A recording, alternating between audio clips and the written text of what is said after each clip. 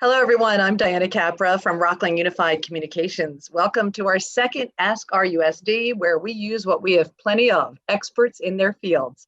Tonight's topic is such an important one. We wanted to dedicate the next hour to bring you valuable information about wellness, students' emotional well-being, and some advice and tips you can use right away.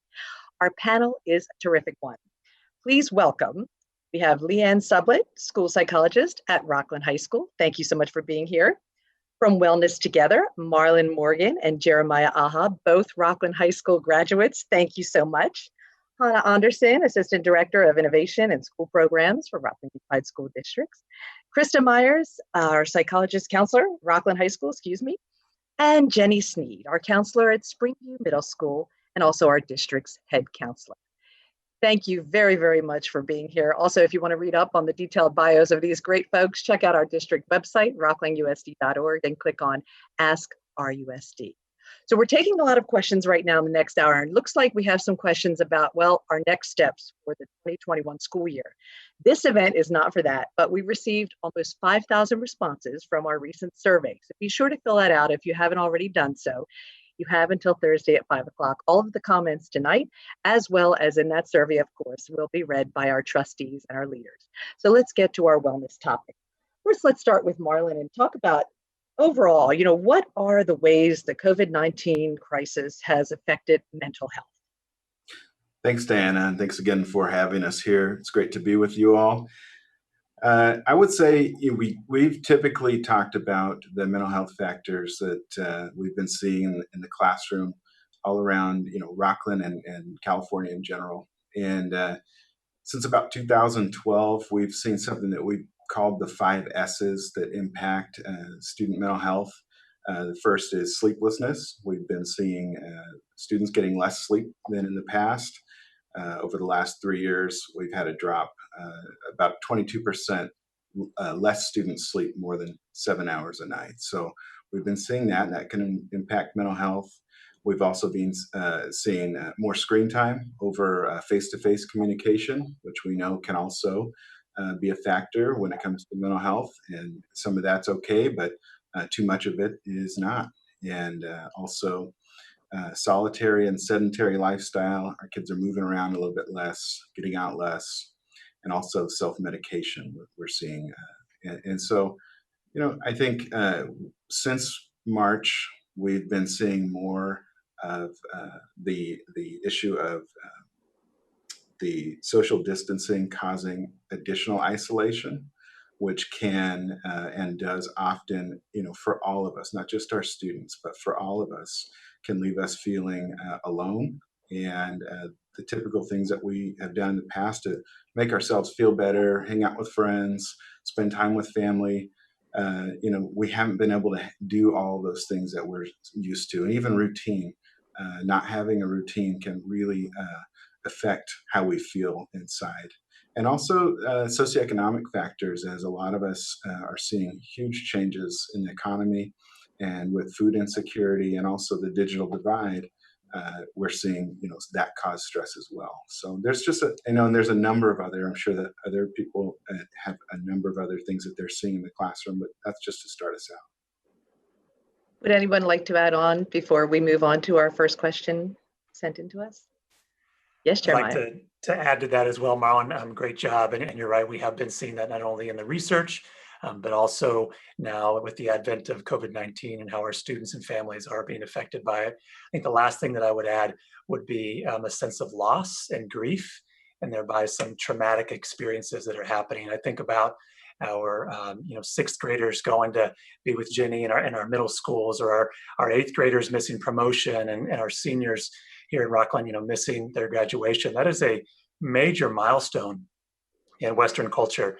And for them not to have, things like that, or senior ditch day, or prom, or, some of these large events, those are kind of these somewhat rite of passages that they have missed this particular time, that they haven't been able to experience like so many of their friends before them. And there is a sense of loss and grief that they didn't get to experience that. And some students feel bad for feeling bad because, there's a lot of people worse off. I shouldn't feel bad about this. And there are others that have other reasons why they're not allowing themselves to really feel sad and disappointed about that, and that's okay. So I think what we're going to find over these next 18 months is trauma, especially with our young ones, has a way of showing up later.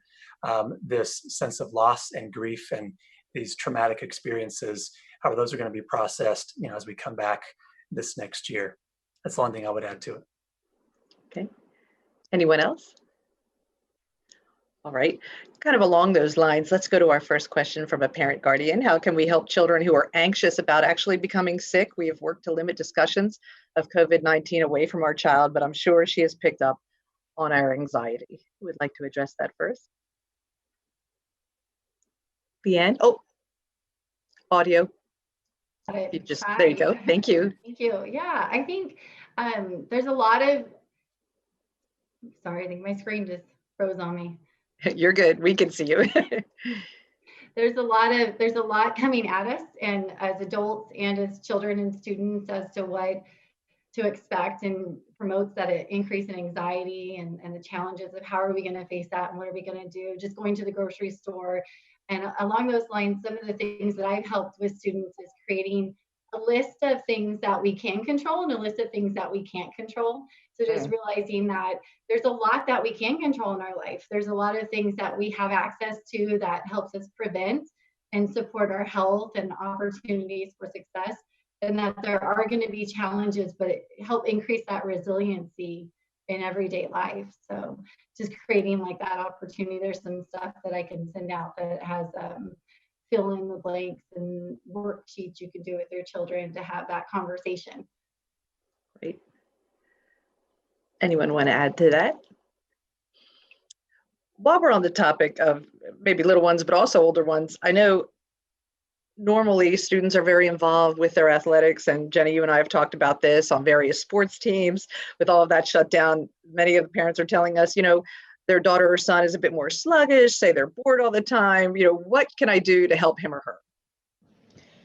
Yeah, that's I think a very real thing that I think a lot of students struggle with who have been avid athletes or involved in some extracurricular activities that have in part helped define them.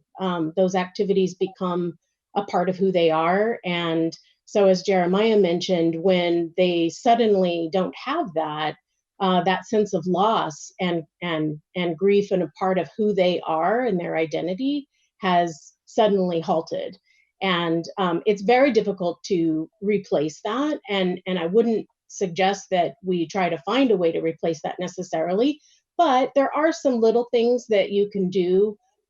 Activity, of course, being physically active is a very important thing to do during, just in general all the time, but especially during this time, having a routine that you can rely on where you're getting some physical activity. A lot of what we recommend at the middle school level was at the very beginning of this, we really encouraged families to sit down with and create a schedule for what Monday through Friday would look like, because we are creatures of habit as human beings, and we rely on that expected routine. And even though the routine might be different because we weren't in a school building, we can still do some things and plan a schedule that we can follow Monday through Friday. Now, that doesn't mean to be so rigid that there isn't flexibility there. And I think being flexible at this time is also really important. So as far as building in some activity time, an hour in the morning and then an hour in the afternoon of some kind of physical motion. That can be anything from taking a walk outside. I've had students share that they built like a little home gym in their garage using, just things you find around the house, like paint cans attached to a broom handle, can be weights. You don't have to spend a lot of money on equipment and things like that.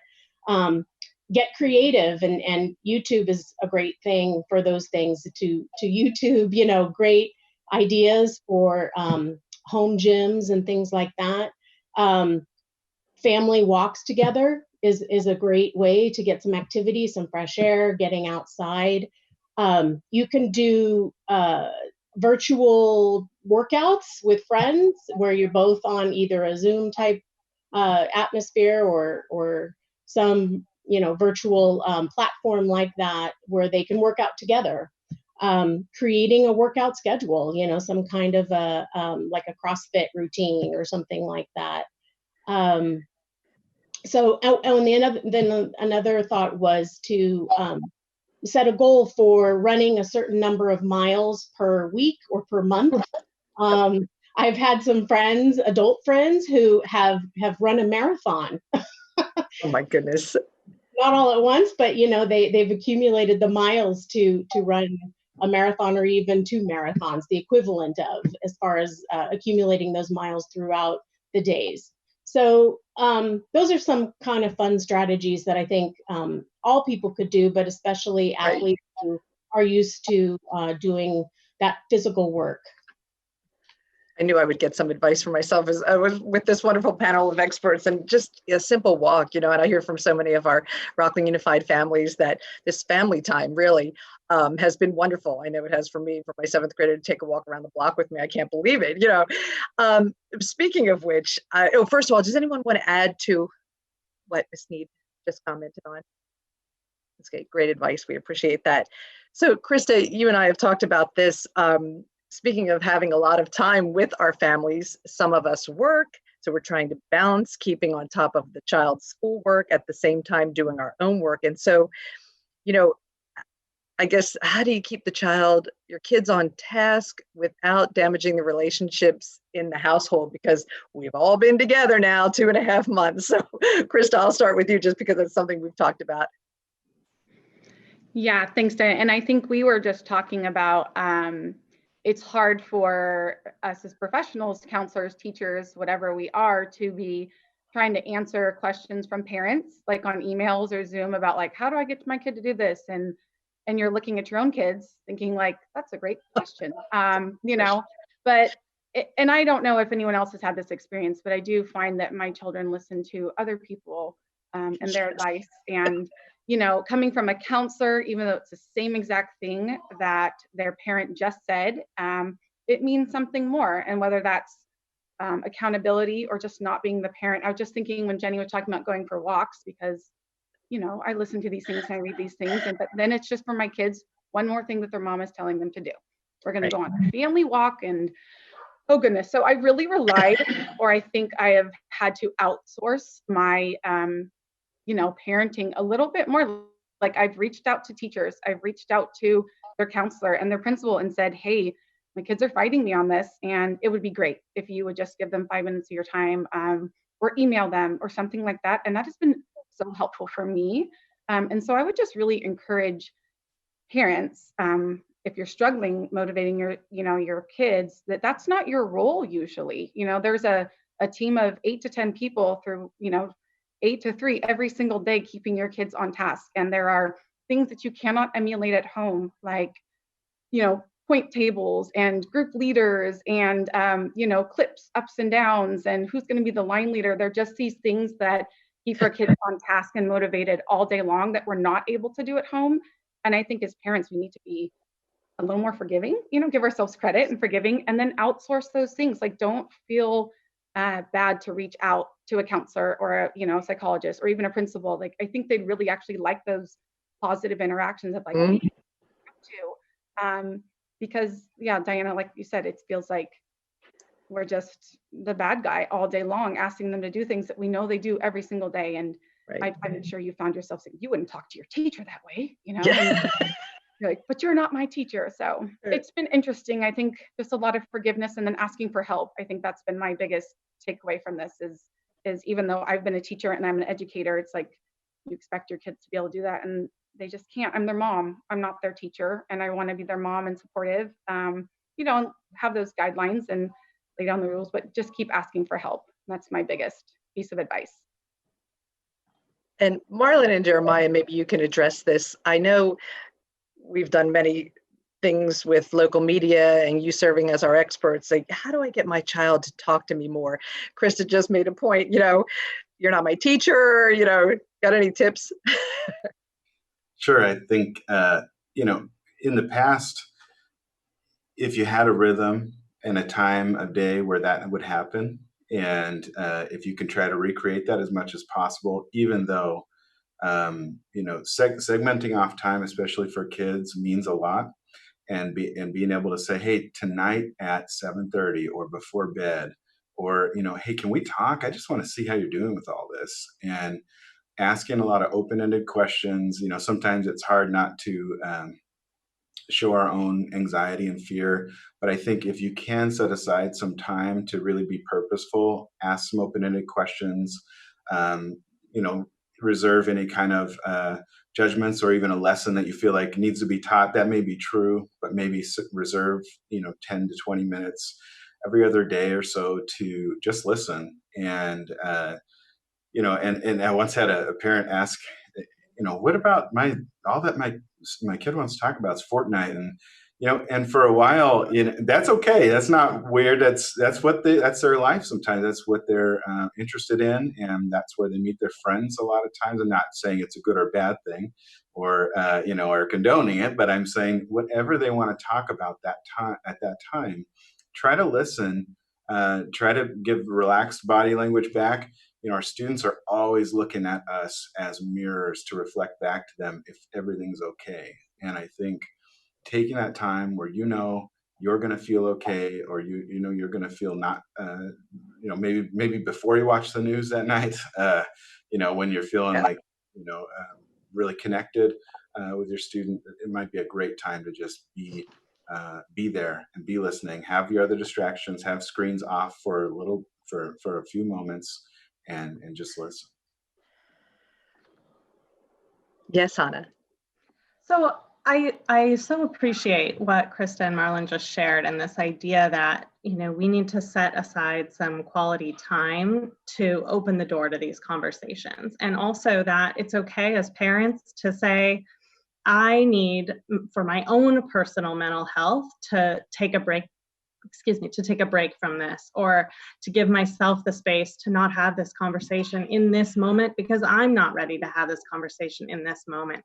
And we have to be okay with that as parents and let ourselves off the hook a little bit related to that. No one is perfect in this scenario, and we need to lower our expectations that we're supposed to be perfect at work and perfect parents and available for our children every moment and available for our employers every moment. And it's too much, right? And so, all the while, I appreciate that Krista said, asking for help and reaching out and developing that support network for your own self to raise and support your children is so critical.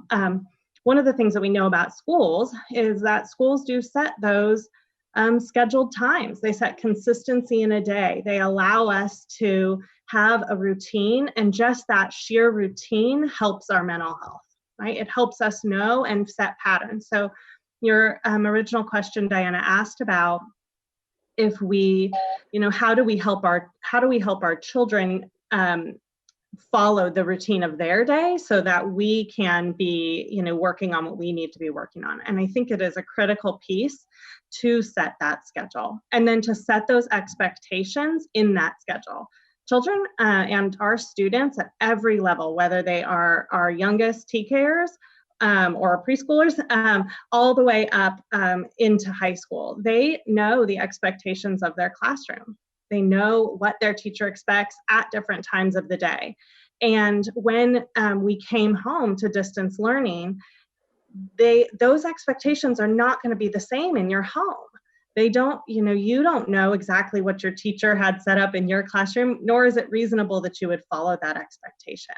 So it is okay in your home to set that schedule that you anticipate, and then teach your children some guidelines around, this is the time of day that I'm working. With younger children, we can do prompting, like wear a necklace that signals to your 6-year-old, when mom's wearing this necklace or when dad's wearing this necklace, I'm supposed to try to get my own water or grab my own snack and try to give them a break. Try 3 things before talking to mom, or whatever your expectations are. It's okay to establish those routines in your home and teach your children what's going to keep that most consistency for them, that will help them feel like this is more normal. They will appreciate knowing, okay, after I do this, then I'm having my 30 minutes of outside time. Then I'm coming inside and having a snack. Then I'm going to be able to sit down and read a book with mom or dad.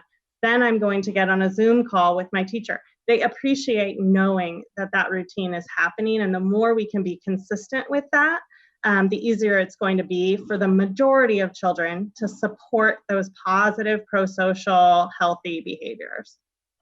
Then we can triage and support those more accelerated or higher need behaviors. Yeah, and exactly. I'd actually just circle back on what Leanne was talking about earlier about the anxiety. I think exactly what Hannah just hit on is that those schedules create predictability for our kids, and what that means to us is safety.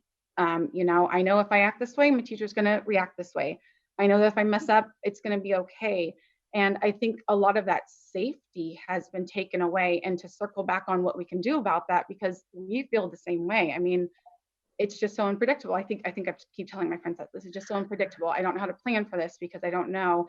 Is sitting down with our kids and making a list of what is predictable. Like, what can we right now predict what's going to happen? And even that's really corny things that they don't want to hear. Like, you can predict that mom's going to love you no matter what, you know, no matter how this day ends, we're going to read a story. Like, making those lists and just coming back to helping them figure out what is predictable in their lives.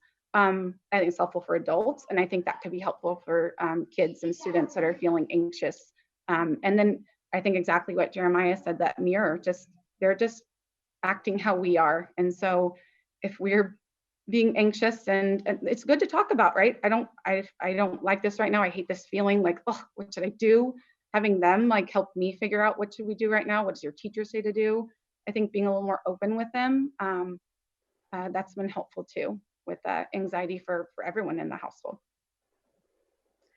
I think we all like to be problem solvers. I know my daughter will say to me, Mom, let me just finish. So let me just finish and then you can talk. Would anyone like to add to those comments? So we have one coming from ParentGuardian. What kinds of things are you looking at to help students adjust to coming back to an in-person school environment? Are the first days and weeks going to be spent more on socio-emotional needs versus academics, and especially students? This is a very good point, and I'm so glad this panel is here.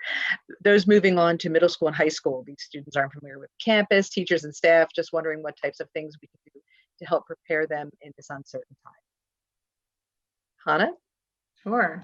I'll jump in here. We've been doing a lot of planning and thinking about what the beginning of next year will look like. And although there is a lot of uncertainty, one of the pieces that we are certain about is that in whatever fashion school looks, we know our students are going to need social emotional support, support with transitioning to new schools, support with transitioning into a school environment potentially when they haven't been in a school environment for a long time. So we are working closely with our teachers and support staff to develop social emotional learning and supports at the beginning of the school year. Also to make sure that all of our staff have some base level training in what types of trauma students may have experienced as a result of COVID-19.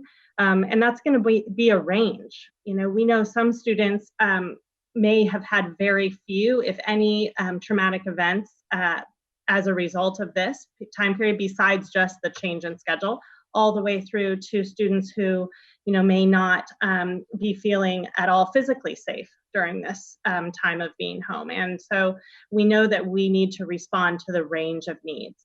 So we are working on developing plans for the beginning of the school year where all students will be transitioning into their next grade level or next school, be supported in community building with their peers and their teachers, making sure that we are attending to students who need a higher level of mental health need and trying to identify who those students are, and then making referrals to connect them with supports. And then and making sure that we set aside that time at the beginning of the school year to do that and communicate that out to all of our families that this is what we will be doing at the beginning of the school year, because it is critical that students do feel safe in their environment and they do feel connected to their environment before they are going to be available for learning. We also simultaneously know that students have been out of school and have missed a lot of learning. And so we want to make sure that we meet that social emotional need quickly for all students, and then continue to meet that need for students who need that, while then moving into a more rigorous academic environment where we can help recoup some of the learning loss that we know was experienced during this time. I'm sure that some of our other experts today have other pieces to share from their support roles. So I'm hoping that someone else wants to jump in here and specifically what that might look like. All right, Leanne, go ahead, unmute. I don't know if it's such a specific thing as to what schools are going to be able to do, but I think as parents, we can communicate with our child to ensure that the supports will be there, that we'll have, like Ms. Anderson said, the needs for the teachers to have opportunities to get trained and experience and how to handle situations. And then I myself as a school psychologist will be available to support staff and students, and Mrs. Myers as a counselor, Mrs. Smead, all of us coming together as we are right now in this conversation to show that it is in our best interest that children feel that their needs are being met both while we're in school closure and when they come back. And there's things as a parent you can do just to support their mentality for preparing them for it and realizing that it's going to be different. There's going to be some changes, but it will work out. And just coming back to those, like going to the supermarket, having those conversations, and just sometimes, like many have said, listening. We don't have to have all the answers. Sometimes it's just letting them communicate their concerns as well. I can speak to the middle school level. Both middle schools actually in our district are organized to have the students be in teams. And we do the counselors do a lot of interface with the teachers in all those teams all day long. So we are in very close contact with the teachers who will see the students on a daily basis. And we will also be a big part of developing social emotional curriculum that we will roll out at the beginning of the year. Most likely the teachers will do that, but counselors will be there to support and supplement. And then of course, take referrals as teachers see a higher need for some students. It's hard to anticipate exactly what all the specific needs will be. I would guess that a large majority of students will just be glad to be back on campus and around their peers, and may show very little signs, like Hannah mentioned, of trauma impacted from this. However, there will be, and we do expect that there will be a few that will have some trauma impact from this experience. So we will be ready for both ends, and that is our job, is to support the classroom and supplement with our expertise for the social emotional well-being of all of our students. I appreciate that, Jenny. Some of the comments are coming over saying we want advice to help with anxiety, but then some are saying we don't want to stress on the negative and always be counseled and all of that. So we're going to try and balance it all right now, and we appreciate that. Anyone would like to add any of that? So I wanted, a parent came on making a point, we made it a few minutes ago, but it's a really good question to the point that was made about 6th and 8th graders losing their typical end of year activities and grief surrounding this. How can we as parents not pass our disappointment that we're missing out on these milestones as their parents to them as well? It's the truth. My little girl's excited about her drive through graduation, and I am too, but I think, wow, I remember the ceremony that they had, just in person with everyone, and how it was so great for my older son. So how do we as parents, I knew this would not just be for student mental health, it's also for parents, of course, and our caregivers. Leanne, go ahead and unmute.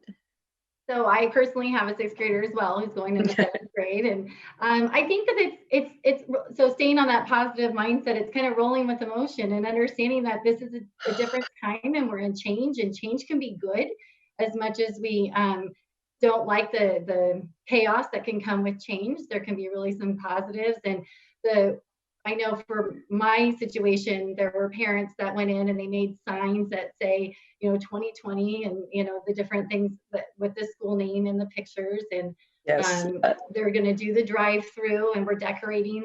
And I think that it's really brought an opportunity for people to come together in a different way and bring some different opportunities to our kids and show them, because just like what Jeremiah was saying and what a lot of us are saying is we are a mirror to our kids and how we handle situations, as we need to show them that we're resilient and that we're balanced with our work and our life, and that we have the ability to say, okay, life's going to throw us some lemons. I know that's really cliche, but we're going to make the most of it, and we're going to enjoy it. We're going to have a great time, and we're going to forever remember this, and we're going to look back and say, look what we did, and feel really good.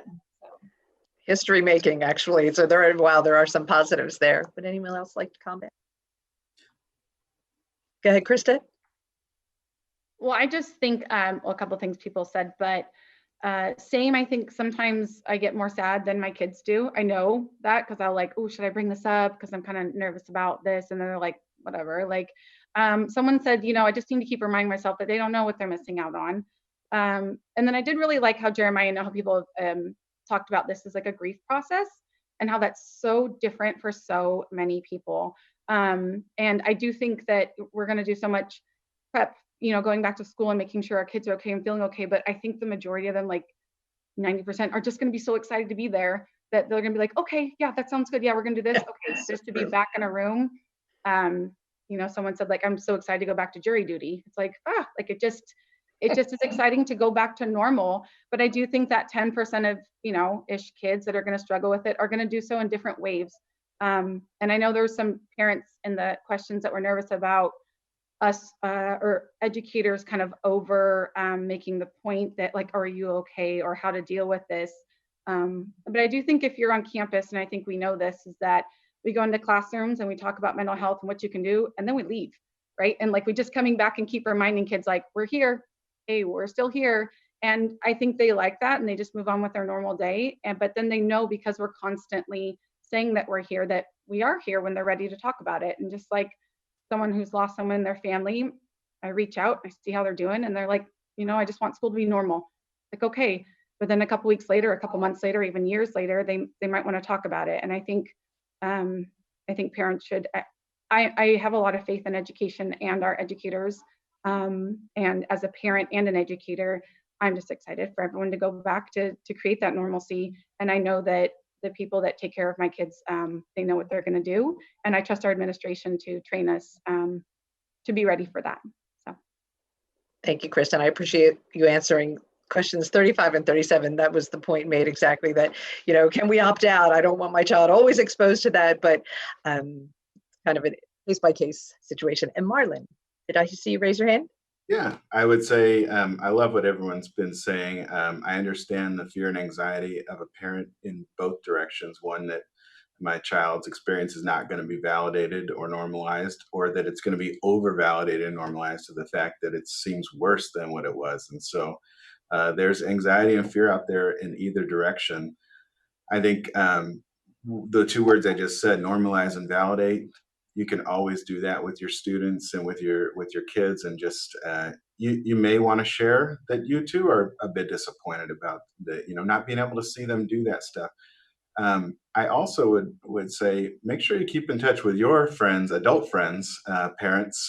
It's been really, I went a couple of weeks without talking to any adult friends, I realized. And then one night we all had a Zoom and hung out, and it was so awesome to feel validated. And people say like, I love my kids, but man, 24 hours a day, and just hearing some of that stuff. And even, as we're getting a little bit vulnerable, and I wouldn't say this as an expert by any means, let's say it as a dad, but just this morning, waking up, I saw our 6-year-old again watching TV, and he's been on screens a lot. And so I started myself to feel anxious or fearful, like, man, what's this doing to him? He's doing so much screen time because we have to work. And so I realized that I started to get sort of upset, and then I was, inadvertently not as nice and understanding to him. And then I realized, oh wait, this has to, so what we ended up doing is just calling him in to another room and just saying, hey, buddy, I want to normalize and validate. I didn't say those words, but I said I wanted to reflect back to you and talk to you about, you've been watching a lot of TV lately, and it's because mom and dad have to work. And we love you, and if we could spend every minute with you, we could.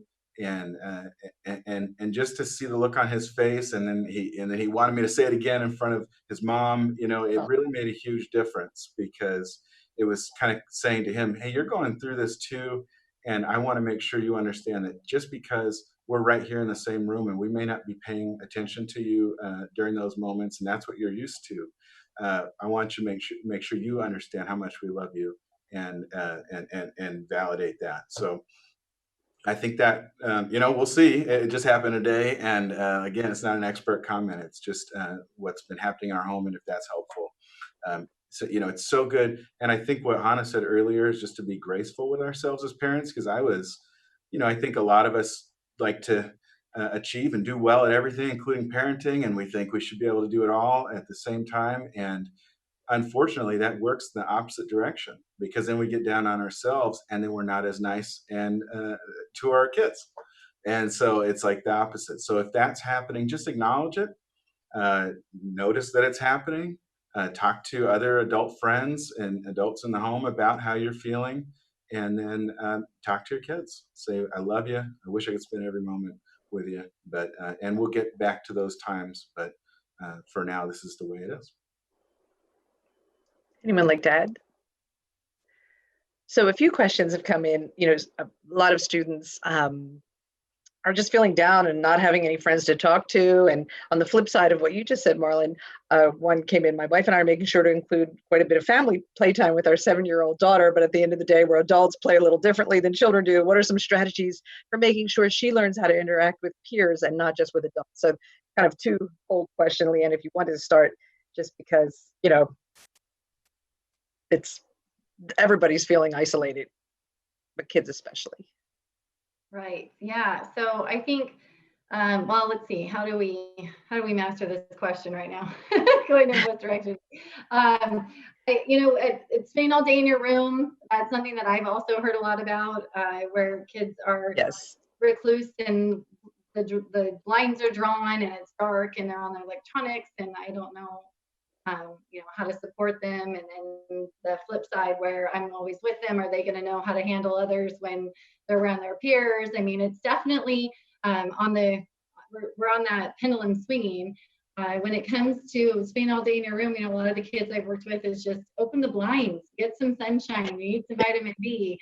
You need to have balance, having those activities and balancing that electronic time. I know earlier you had mentioned regarding what are the mental health effects, and Marlon had mentioned about the effects of electronics too. You kind of talked about a little bit, and just having that understanding that we do need to monitor it. I mean, it's going to happen where we're going to have times that it's going to be increased out of our control, but then also not letting them get lost on that, because I think that is also going to attribute to their peer interaction as they move back into school and have those opportunities with their friends. Alone playtime, though, I mean, I've worked with children from preschool to 22, and that alone playtime is really beneficial for them to have that creativity and that imagination and the opportunity. We often feel like we need to always be there with them and play with them in a way that increases their, communication or whatever they're working on. But really, that imagination comes flying out on the little ones, especially 7 years old, when they have those opportunities to be alone, color, or come show you what they did, build something, building forts. I won't show you my house because there's forts, but that's a good thing. I'm like, build the forts. I want to play, and that's another thing with that normalcy and validating, like Marlon was saying, it's just, we're going to have some changes. It's going to be okay. But getting out, not letting yourself get closed in and feeling that pressure and darkness. Does anyone want to add to that? So that was almost directed towards the littles. One question came in, actually. My teenage son wants to sleep in and stay up late, and I have to work from home myself. So as a parent, I cannot always monitor what he's doing. How should I handle this? Who wants to get that one? Jenny? That is definitely something that I think the schedule helps to take care of, hopefully. Now, it is true that once you create the schedule, I encourage, actually, when a parent sits down and does, okay, you're going to wake up at 10, you're going to get school started by 11, you're going to work on school from 11 to 12:30. Chunking out your day in increments like that, and have your student help you with that, with creating the schedule. Have the conversation. What seems reasonable to you? How much time do you think seems reasonable to spend on school in the morning? What time do you think seems reasonable to wake up? Noon is not an option. So, it's kind of like you give them two choices. Do you want to wake up at 10 or you want to wake up at 10:30? Something like that, so that you're guiding them, but they also feel empowered because they are helping to create what their day is going to look like, instead of it being forced upon them. So I think that's one thing. And then there needs to be some trust and some dialogue, I think, in that of, I'm going to be working, so I'm not going to be able to check at 12 o'clock to make sure you're still doing schoolwork. So, you do need to have a bit of trust on that. And the other thing I would say to reward that is, at the end of the week, plan some time on weekends to do something fun, or reward the positive week that person was able to follow their schedule pretty well, and you didn't have to remind them, and you didn't have to pull them out of bed at 1 o'clock in the afternoon because they did it on their own, after you talked through it. The reward doesn't have to be necessarily costly. It can be time spent together. It can be, buy their favorite ice cream and, go for a walk and have ice cream in the park or something like that. It can be simple, or whatever, whatever your child would enjoy. But definitely build in some reward time when they're able to demonstrate that they've been able to be independent and take care of themselves throughout their day. And it's hit or miss, and not every day is going to be perfect either. So as other experts have said this evening, we need to have some grace and understand that we're all human, and there's going to be good days and there's going to be not so good days, and that's okay. Marlon? I would just say too, that was great, Jen Ann. I think also in our house, we're not above using video games as a reward, if that's an option. I don't think it should be used all the time. And it's obviously, there's some studies that show more than a couple hours a day of screen time is going to negatively impact your mental health. There's a great book called iGen by Dr. Jean Twenge, Twenge, that came out just about a year and a half, 2 years ago.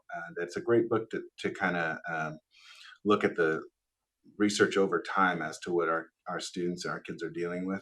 But again, if there's things that they like, ice cream would certainly work for me, and it does, but chocolate peanut butter Haagen-Dazs. But I think that if you can, video games and or if there's some social media or what, depending on whatever it is, if it's metered, you're able to monitor some of that. It's happening in the same room as that you're in. Some of that can be okay, especially during times where we really need it. I'll keep that in mind about the ice cream, Marlon. Good to know. Leanne. I just wanted to add too, with the secondary students that I've worked with in creating those the schedules and the routines, is also putting in a location. So where's the activity going to take place? They want to be in their room. They want to just go where it's dark and quiet and cold and say they're doing all these things, but move them out. So when you're creating the routine with them, like Mrs. Mead said, is have them work on what location you're going to do that and where are you going to be when are you going to be next to me? Even though I'm working, maybe you could be next to me doing some work too. And just having that social proximity is helpful. But the location is something that's come up a lot with the kids that I've worked with. Parents are often concerned because they can't get them out of their room, or they can't get them to participate in going for walks or even work towards a reinforcement. So sometimes we also need to know when is it time to call the other people that are in our world, like the school psychs or the school counselors, or the Jeremiahs and that can support us, and the Marlins that can support us in these other activities, because they're not mom and dad. So I just want to reiterate that we are here and we do want to be supportive. Location is a big deal. And this all applies too once summer hits, because mom, dad, caregivers may still be working, and then, oh, school's done. So thank you. This is wonderful advice. Jeremiah. I'm going to share too, I know a lot of this has been focused on, how to walk with our child in this process too, but I think it's important also to take a look at sometimes these boundaries or these check-in times. Just for some self-disclosure, I found myself being more busy, more meetings, less margin, more yeses, more deadlines, because the lines between kind of my professional life and my personal life sometimes is between the desk in this room and the kitchen table in that room and the living room over here. And so sometimes these, especially for the littles, to check in with them can be good for us too. Like, hey, I've been sitting in front of the screen for 3 hours and 53 minutes. Let's take a walk for 15 minutes, not only just for, the children that, with us, but for ourselves as well. So there's a lot of this that I think takes a certain level of humility. And I think we've all kind of hit on that I think really goes a long way. And part of that is just realizing this is the first time, literally speaking, that all of us are walking through something like this. Like, we're not just a school psychologist working from home, like we're a school psychologist in the midst of a worldwide pandemic. Let's give ourselves a little bit of grace, a little bit of understanding. This is a 7-year-old who's trying to understand, why can't I have a birthday party? My friends aren't sick. Why can't I have them over here? Why can't Grammy come over? She's fine, she's not.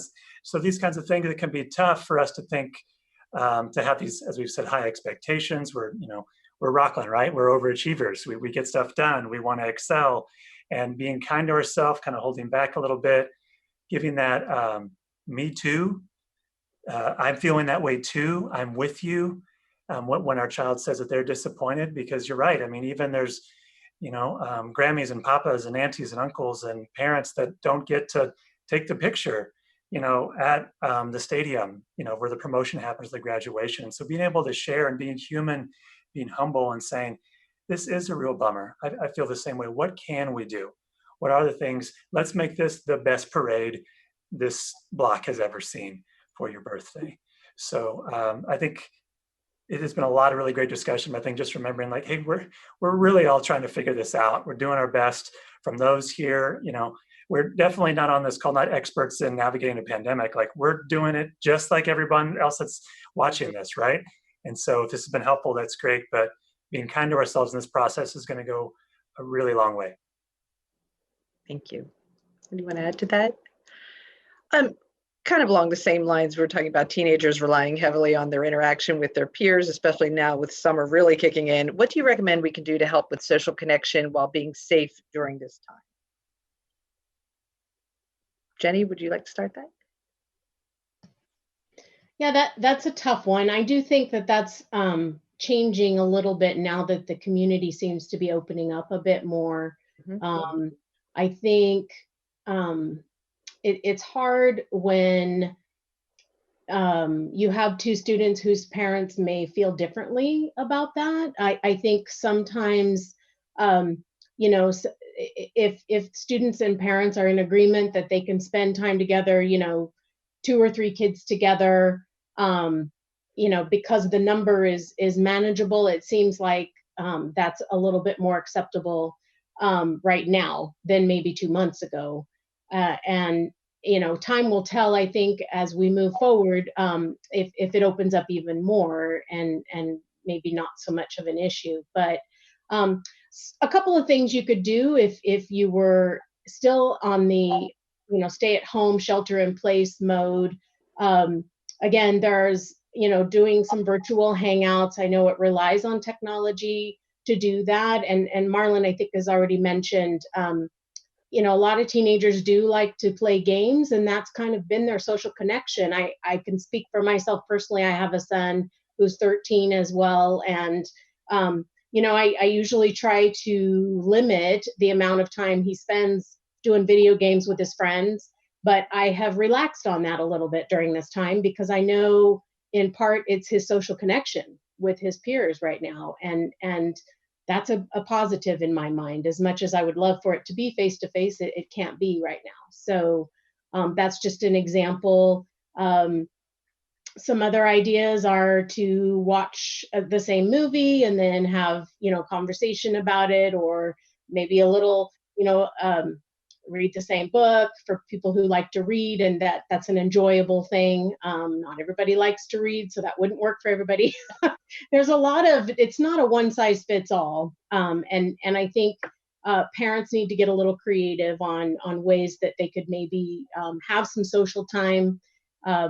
You could do 6-foot social distancing in a driveway or a backyard kind of thing. If parents are comfortable with that, again, everybody needs to be in agreement with that. So the heat, the good news is I'm hearing that the heat helps kind of get this thing under control a little bit. So as we're having our heat wave, may make it a little safer to be outside.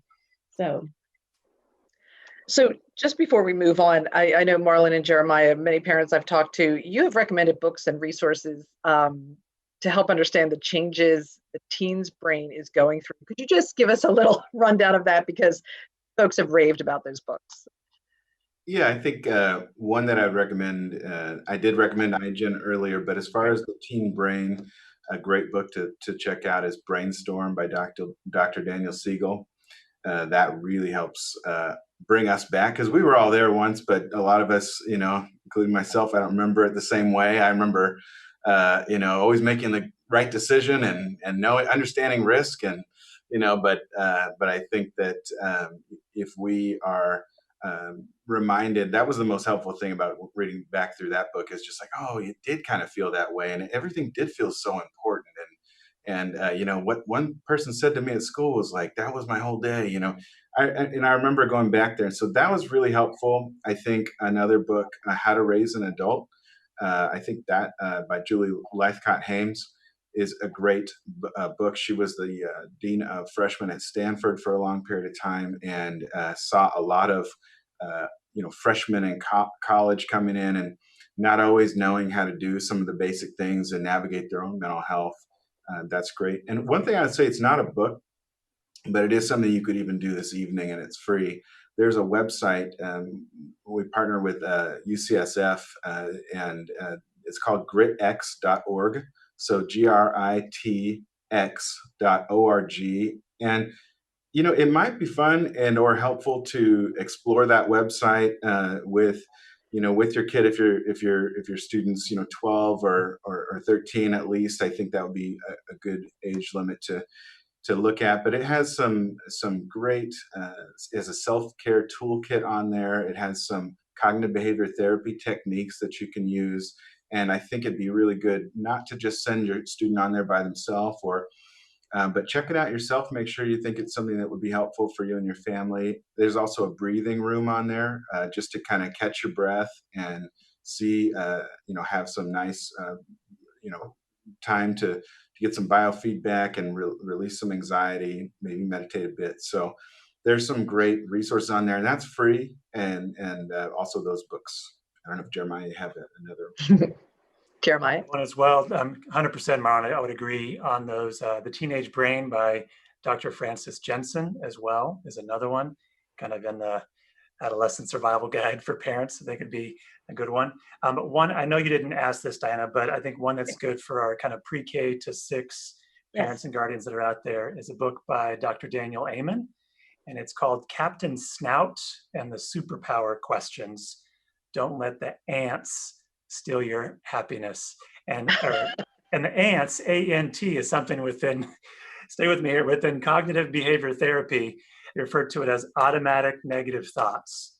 So that negative self-talk that can come up. And so Captain Snout is kind of the superhero that helps you defeat some of those, like, oh, no one likes me, or I don't have any friends, or oh, I won't do good in the kickball game, or what have you. So that can be a great way, believe it or not, to help 5-year-olds, 7-year-olds understand cognitive behavior therapy and some ways to really deal with that. So Captain Snout and Superpower Questions by Dr. Dan Amen. I think Captain Snout is an anteater, if I'm not mistaken. Is that that is correct. Okay. That is correct. Yeah. We'll put a synopsis of the books that you mentioned too when we put our recording of this special event in the next couple of days. So thank you for that. And I know I mentioned that some of the folks writing in are asking about the 2021 school year. We did send out a survey. Please make sure you fill that out. You can also, if you couldn't, there was a little technical problem, I guess, in one of the questions where you couldn't continue. You can go back in and do that. You can write all the comments you would like at the end of the survey. You have until Thursday at 5 o'clock. So we really, really encourage you to do that. I am going to address one thing. Thank you, Graham, for pointing something out. The superintendent's note in our newsletter that went out had a typo. So we resent it out. So it's all correct right now. I am just going to throw that in there right now. But yes, our leaders and our Board of Trustees will be reading all of the comments and all the comments on this survey and the student wellness response, even though it's not related to the event. There are several. And so we want to make sure your voices are heard. All of our trustees reading this as well as our leaders. Moving into a little bit of a question that is relevant. Does the district have any preliminary plans on how to teach my young child to follow social distancing guidelines? And I guess we can talk about PBIS here and define PBIS, Hannah. Great. So in all of our elementary and middle schools, we implement positive behavior interventions and supports. And this really is a framework for how we provide teaching on the expectations that we have for students, and then how we define those expectations for them, how we teach those expectations, and how we reinforce those expectations on our campuses. So we will be leaning heavily into our PBIS, positive behavior interventions and support systems, this coming fall, just as I want to highlight in this question, that you can lean heavily on those systems at home too. And if you go to our parent resource on our website, there is a link for PBIS in the home. And please don't ever hesitate to reach out to your child's teacher or your child's administrator, because we will happily point you in the right direction if you want to try to implement these resources at home. So as a former principal in the district, I know that I had students at my school that would have actual expectations posters for what did their expectations look like at their house, and then how would they follow those expectations. So I have full confidence that some of those same students adjusted those for distance learning and defined what does it mean to stay safe during distance learning? What does it mean to act responsibly during distance learning? So we, when it comes to the fall though, we will be leaning heavily into those systems and thinking about how can we use our same expectations that we have prior to COVID. How can we use those same expectations and make sure that we build upon those and set what do we mean by staying safe to be socially distant, right? Or how can we use or how can we teach appropriate hand washing technique through our PBIS systems at our schools. So we will want to make sure that we are teaching what we expect for students, and of course always following public health guidelines, and as those adjust, we will adjust our expectations. So we haven't set exactly what those will look like yet, because we don't have exactly what those public health guidelines are going to be in August.